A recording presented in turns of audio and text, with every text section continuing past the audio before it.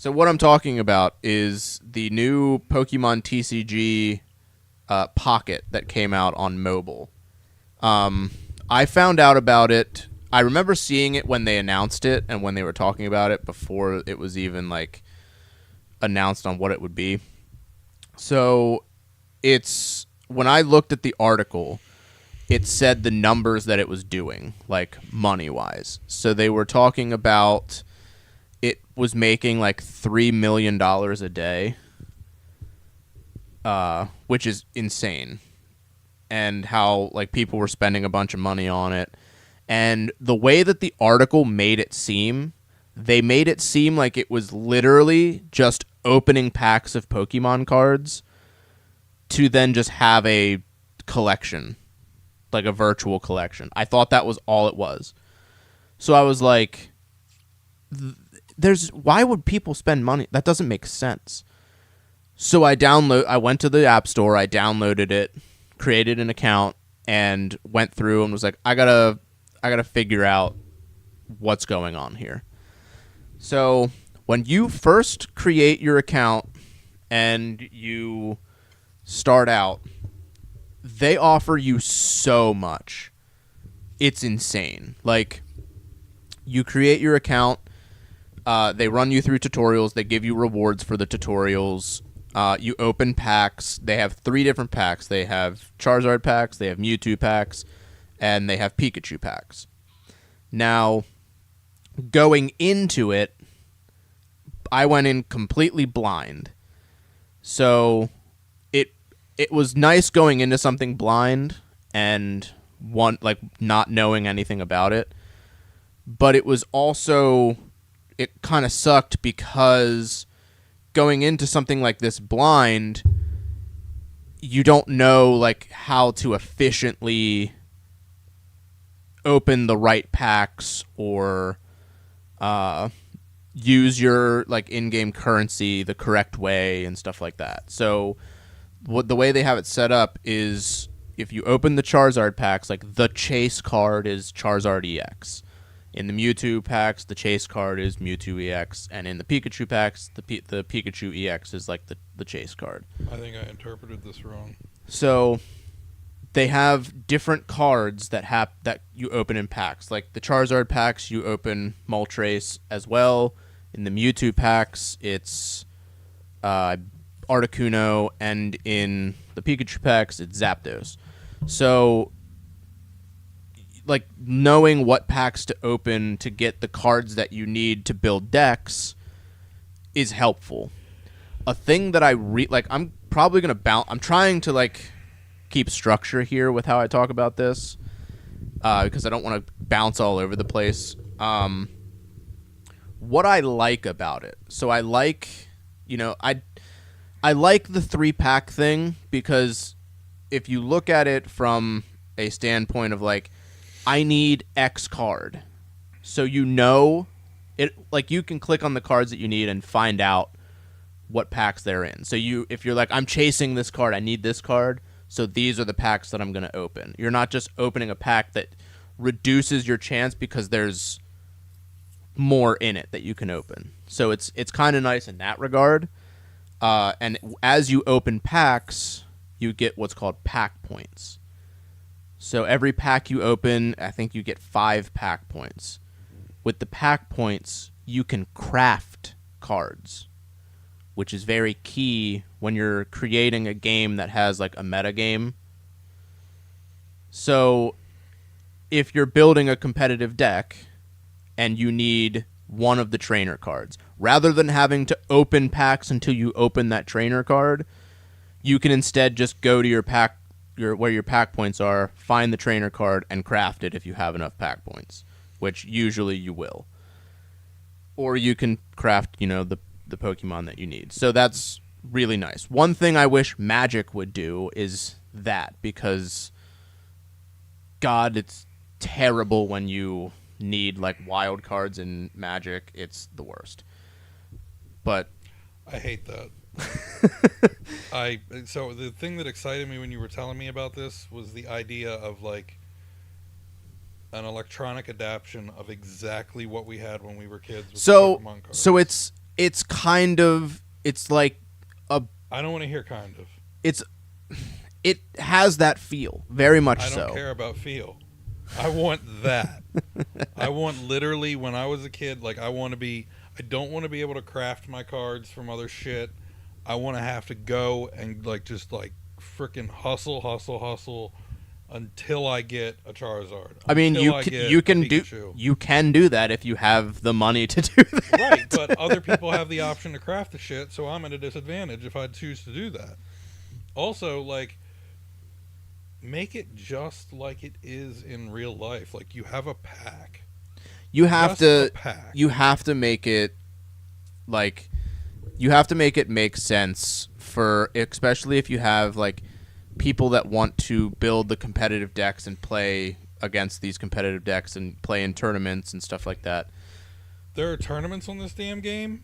Well, so what they do with like the mobile like TCG, like Magic Arena does it, where outside entities will host tournaments. So you have to go to that outside entity on like their website.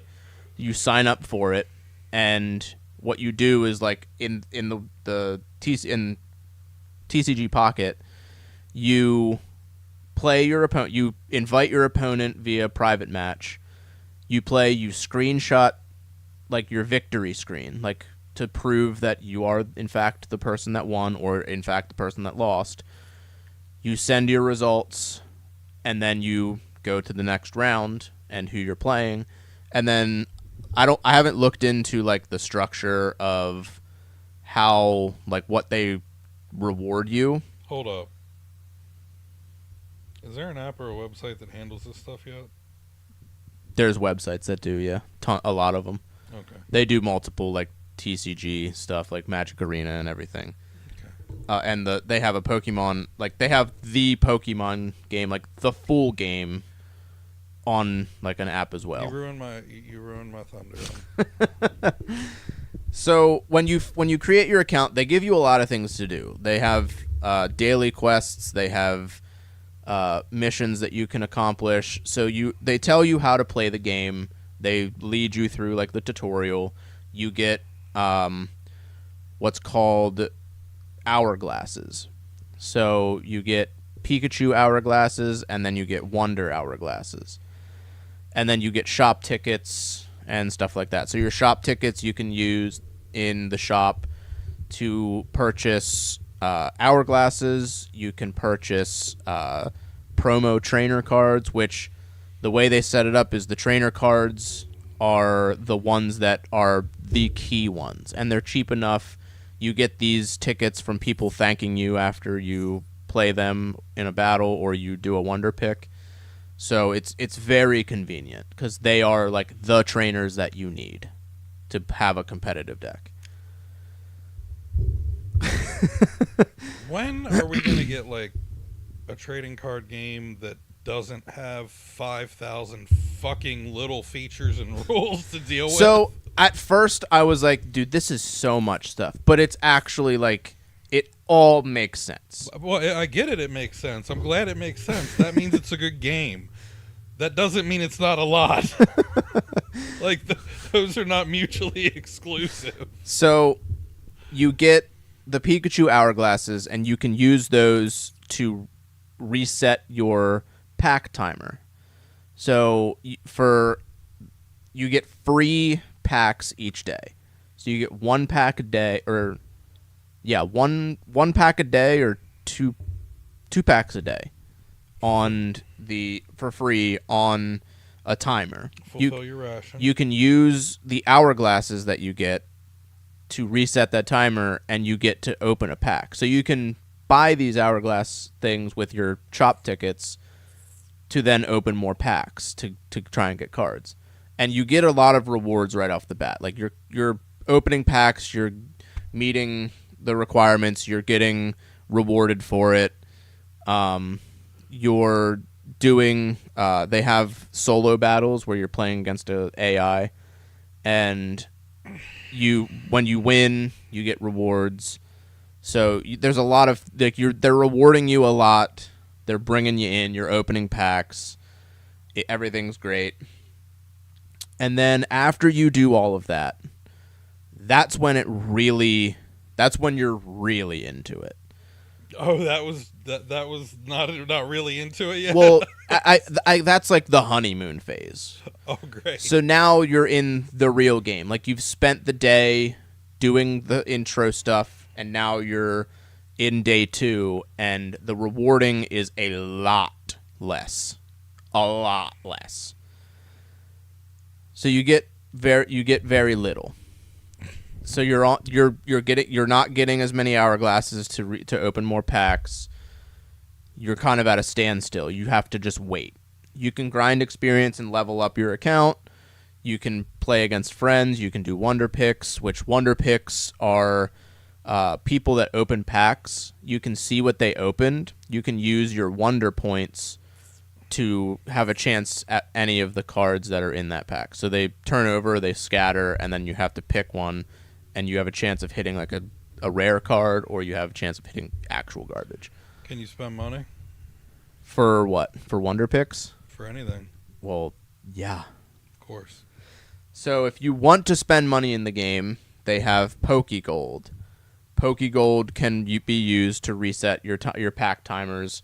So, but it's I think everything boils down to about $1 per pack. So, but pay $1 for these cards that never existed, that will never exist, so are merely a figment of your imagination on your electronic device. So, at the end of my free run, they give you a free 2-week premium pass. Well, of course they do. So to me right now, I don't think the premium pass is worth it. You get extra 2 packs per day, or an extra pack a day, and you get premium like things to do. I don't think it's really worth it at that point. $14 right there. But we'll see. So I'm sure we will. After my first day, I was like, okay, it's dying down. I don't have as many things to accomplish. What do I do now? So I went and I was looking at the metagame. So there is a metagame for this game. Where there's a card game, there is a meta, where you have the best combination of cards to build a deck. So there's the top tier decks, there's the middle tier decks, and then there's like okay tier decks. And then you have like people that want to have fun with decks that could do well, or you could just get wrecked. So I've played TCGs. I've played a lot. I've played Force of Will. I play Magic. I've played Pokemon, like the actual Pokemon, for a hot minute. And I've come back to Magic. I play Magic on my phone using MTG Arena. So I've really enjoyed this, where there's a competitive card game and it has a meta game and it makes sense. I probably will enjoy it. So I've been playing against people, and I've been having fun. I have been having fun. The thing that I don't like about the way that this is played, so when you play the game, it is meant as it is to have no mulligans. So do you know what a mulligan is in a TCG game? So why don't you explain it for the group? I'll explain it for people who might not know. So when I'm drawing my hand in a card game, if it's 7 cards, if it's 5 cards. With Magic, because it makes more sense for me to describe it in Magic terms, you draw 7 cards. You look at these 7 cards. Do I have lands? Do I have spells? If I don't have lands, I can't cast my spells, which then means I cannot play the game. So you get a mulligan. So you take those cards, you put them in your deck, you shuffle, you draw a new 7 cards. If you like that 7, you take those cards, you put it on the bottom of your library. And now you have 6 cards for the cost of the mulligan, and now you can play the game. So with Pokemon, you draw 5 cards. Since it is a mobile game, the automatic thing to avoid having to give mulligans is it will draw you from your deck basic Pokemon. So you are automatically starting with a basic in your hand.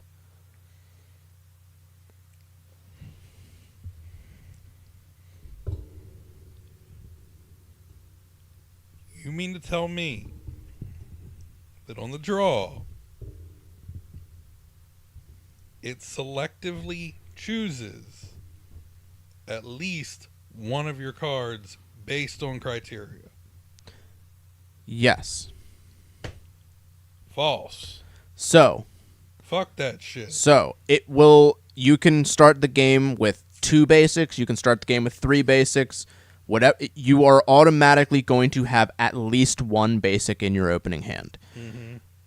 At first, I was like, this is stupid. Like, because you will have games where you are just foot on the gas, your deck is doing exactly what it needs to do, and you can't lose.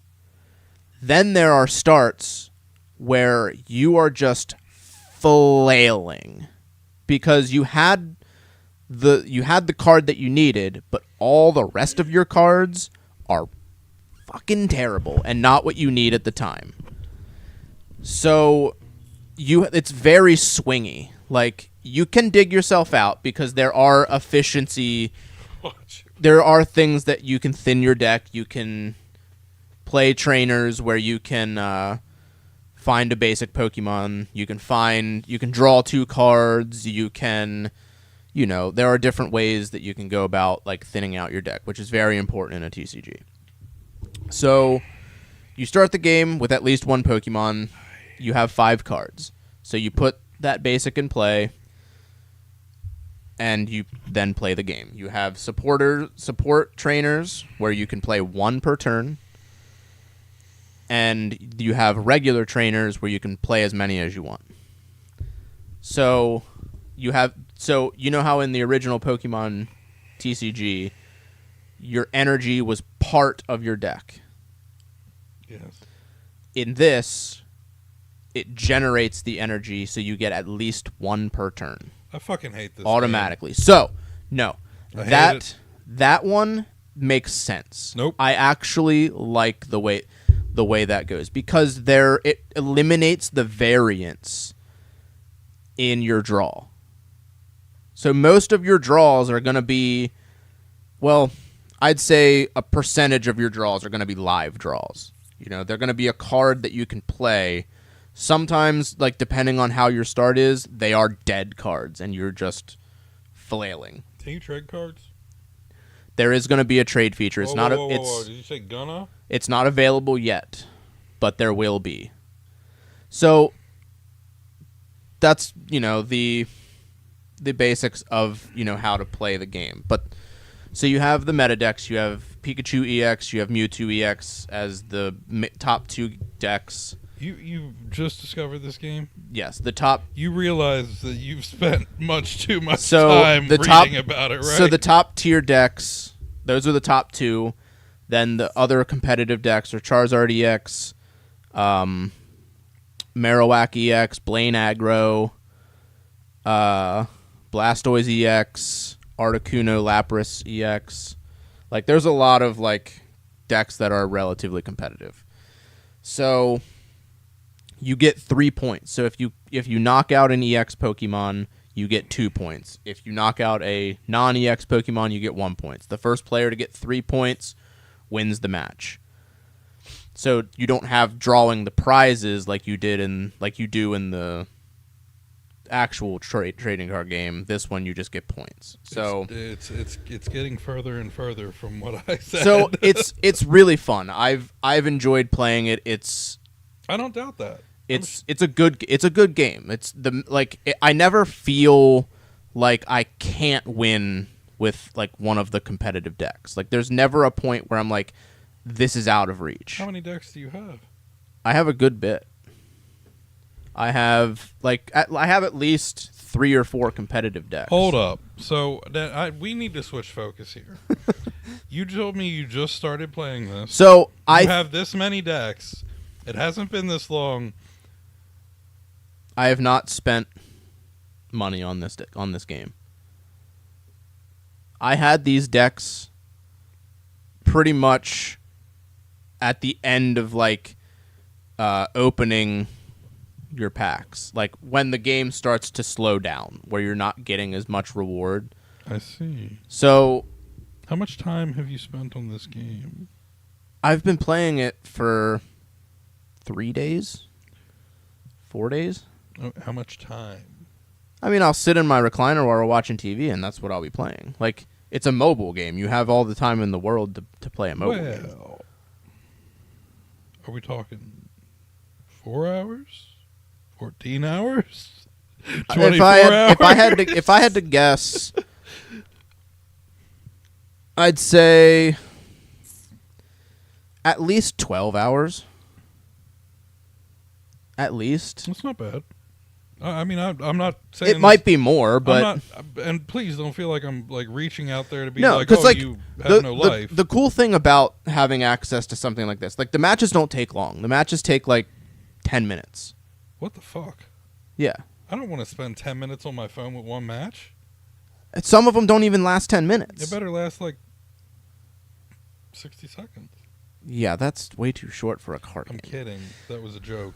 So, some of them aren't even 10 minutes. Some of them are like 5 minutes. Depending on what deck you're playing, blah, blah, blah, blah. So...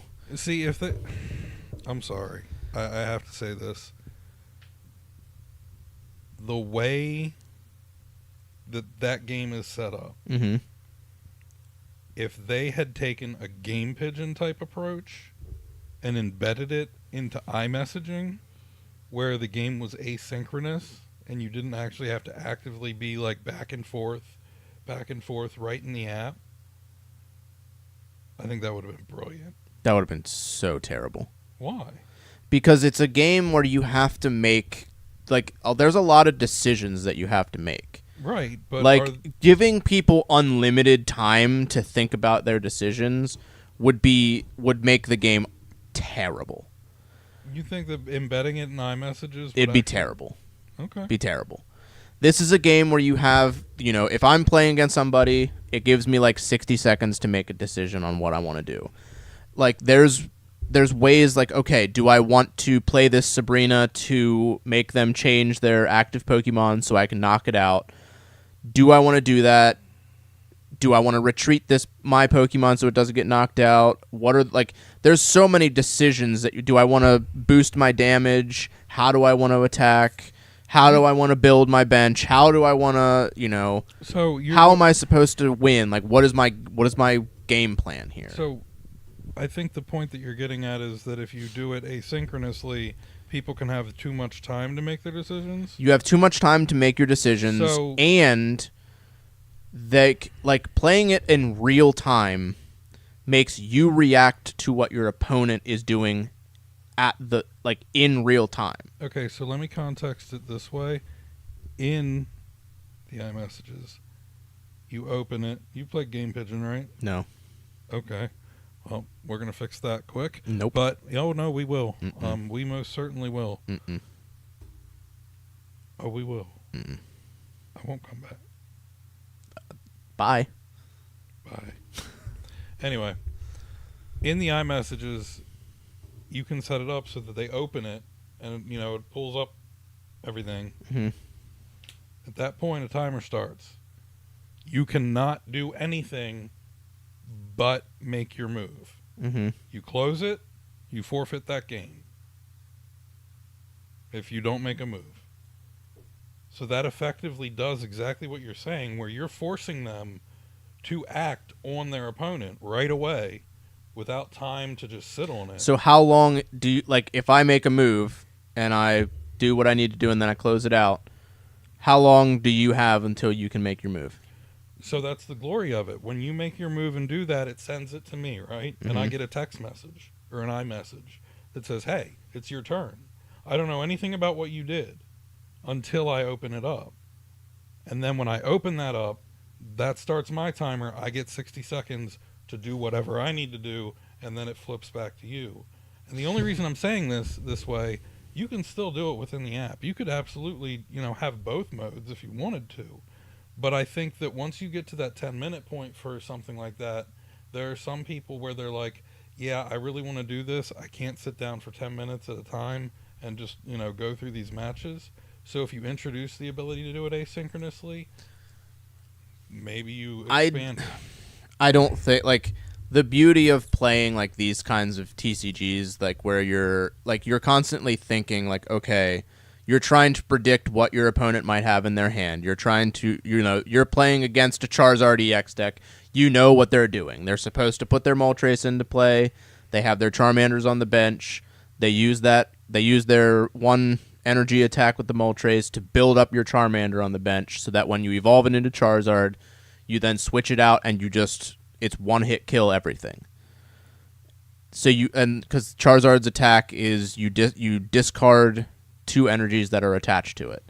So it's a 4 energy cost attack, and it deals 200 damage, which one hit kills everything. So, but the cost of that is you discard 2 energy from the Charizard. So then you have to build it back up. So the point is to use Moltres' attack where you can attach energy based on coin flips to your Charmander. So then you evolve it into the Charizard EX, and then you can have it built up with enough energy to where you don't even have to worry about it. You just attack, discard the energy, you can use that same attack the following turn. So whatever they put in, you just one-hit kill it if they can't one-hit kill you, which normally they can't. You do realize that the equivalent of what you just said was like explaining a nuclear reactor to somebody in 2nd grade, right? Like, you just blasted through that so quickly where it was like, this does, but this does. Here's the thing about, like, this TCG versus if somebody were to look at Magic Arena and want to get into that. Like, the point of entry for Magic Arena is you are going to spend money. Okay. You have no choice. Okay. And you're going to spend a lot of it to have competitive decks. Tell me more about Pokemon. So but I'm not going to go on a tangent of Magic, but with Magic, Magic has existed for forever. There's unlimited, there's crazy there's a crazy amount of cards that you have to accumulate, especially to play in a competitive scene. And when you have a competitive deck, like, whatever, Explorer is like the format to play on Magic. So there's multiple decks that can be competitive. There are some that are the top tier decks, but they could choose to ban a card, and now that deck doesn't work anymore. And now all of those cards are not interchangeable. The beauty of this is you have a 20-card deck. The amount of cards that you need for the Pokemon aspect is like 4 to 6. So you need 2 copies of like the Pokemon to play. So if you're playing like Pikachu EX, you need 2 of the Pikachus, you need 2 of the Zapdoses, and you need whatever support ones that you use. They're interchangeable. So with a 20-card deck, a lot of those cards are interchangeable within all of the competitive decks, like Sabrina's, Giovanni's, Potions, Pokeballs, Professor's Researches. A lot of those are all interchangeable. Red cards, they're all used in those decks. So the main things that you need are just the actual Pokemon cards, which are relatively like simple to get, unless you're opening actual shit, into which I apologize. But apparently I opened some pretty good stuff to have a start with, so I could play a lot of the competitive decks. So, and with the way that this game is played, it doesn't, like, you have a lot of decks that can be just as competitive as these top tier decks. Nothing feels super overpowered where you get matched up with that deck and you're just like, well, I auto lose. It never feels like that. If you have a bad start, which sometimes it does, you just auto lose. You're bound to have those in TCGs. It's the highs and lows of playing those types of games. But you have a lot of the ones where, like, if you lose, might be because you played you had a couple of wrong decisions. Magic is more very chess-like, where it's more complex than chess. Where your decision that you made at this turn lost you the game, but you had no idea. Using this removal spell on that creature made it so you didn't have the removal spell for the creature they had 3 turns from then. Like, it's very resource-based. You're trading resources. You have to trade resources at the right time. You have to make the right decisions. You have to have a level of predicting what your opponent's going to do, what cards your opponent has that you don't know about. You have to know the deck lists, and they're 60-card decks with 15-card sideboards. So there's a lot to memorize and know and predict and play. Like, if you're a high-level Magic player, you are very, very, very smart. Do you play chess? I have, yes. Where's your chessboard? I think actually it's over there. You have one? Mm-hmm. I know what we're doing on the podcast next week. But anyway, so when I got to the part where the game started to die off with, like, the rewards and you weren't getting as much stuff, I was like, you have the random battles that you can do with real people where you get experience. That's all you get. And then you have solo battles, which once you've done them, you've done them. So I was like, well, I don't know. Like, are they going to have a ranked system where, like, you can play ranked and you have a ranking and then you get rewards based on the rank at the end of a season like they do with MTG Arena? Or what are they going to do? So, funny thing, yesterday or the day before, they have a Lapras event. So you play against this Lapras deck, and you have a chance at getting a promo pack. In that promo pack is a promo card, one of like 5 or 6. The chase card, of course, is the Lapras card. And then there's a couple like Mankey and Butterfree and something else. So you have a thing to do where you're like, okay, I'm playing against this Lapras deck. There's different tiers. I could have a chance at getting this promo card. Cool. So you're just kind of like grinding that. Then they released another event where it's an emblem challenge. So on your profile, you can display emblems. So you can buy emblems with a certain ticket that you accumulate from getting missions done, and you can display them in your profile. So with this challenge, you play against people, and you have to get 45 wins to get like the top emblem. So you're just grinding playing against actual players to get this emblem. So you're like doing something for a reason. Like, you have a reason to play against people. Now, with other sites, like, you could play tournaments. Like, I don't have the time to dedicate to playing in a tournament. If I did, I probably would have by now, because that's the kind of person I am when it comes to like these sorts of TCGs. Is I like the competitive aspect. I like playing the meta decks. I like having that competitive scene. Like, I played Magic very competitively. I traveled to play that game competitively in person. So, the battles are not particularly like Magic. Magic is very complex. It takes a lot to... It's easy to learn, but it takes a very, very long time to be like a higher level Magic player. This game, like, you have kind of like the same... You need to predict what they're going to have, the way that you need to retreat, the way you need to play your deck, what your deck does, accomplishing what your deck is supposed to be doing, but they are very different in the complexity of the games. But I'm excited to see where this goes.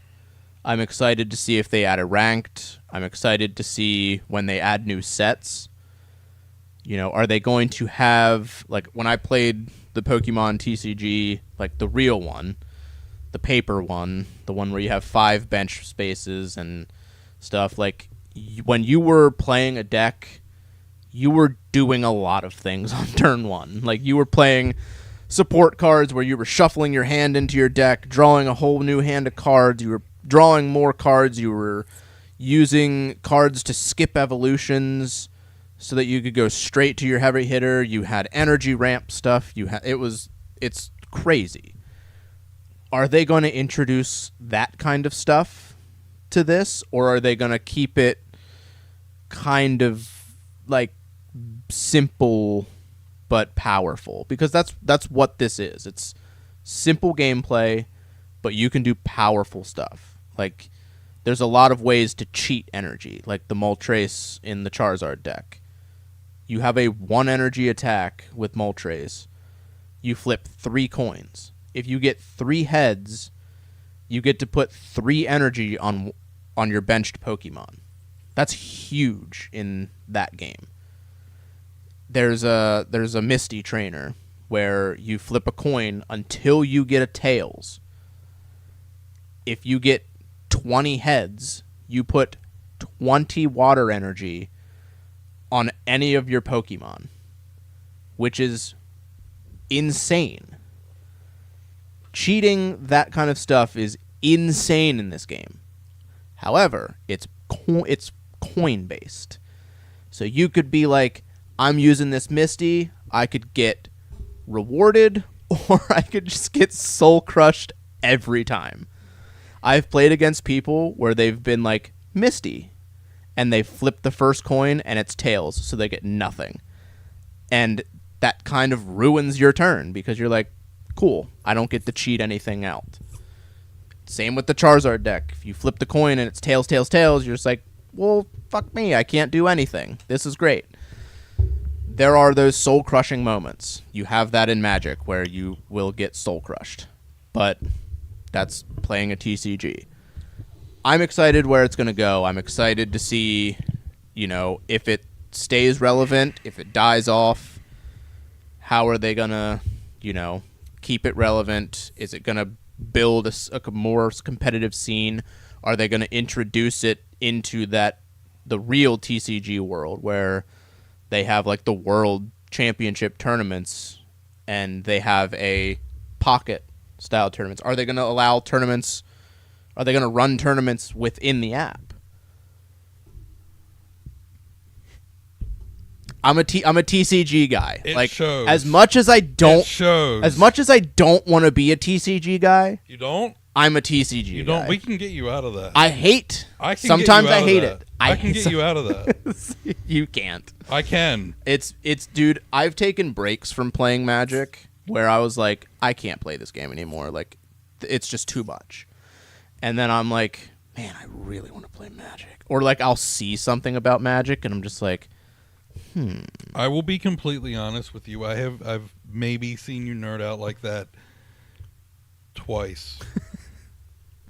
You literally just spent like at least 35 minutes just I'm just like, I mean, you see it Andy your face and like we're talking and I'm just like over here and I'm just like, I don't even know how to involve myself in this. I can't even find a place edgewise to get in. And I don't mind it. I love it. But, it's good to be passionate about shit. But damn, man, let's just play chess. I mean, I think I used to enjoy playing chess. If you don't answer that Game Pigeon message, we're going to fight. I'm probably not going to. You're going to answer it.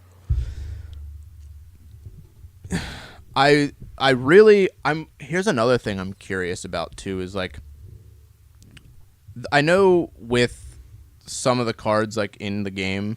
No. Just bear with me here. I can't. Some of the cards in the game, like, you couldn't really adapt to paper. Like the Pokeball trainer, like, you get a random Pokemon, like a random basic.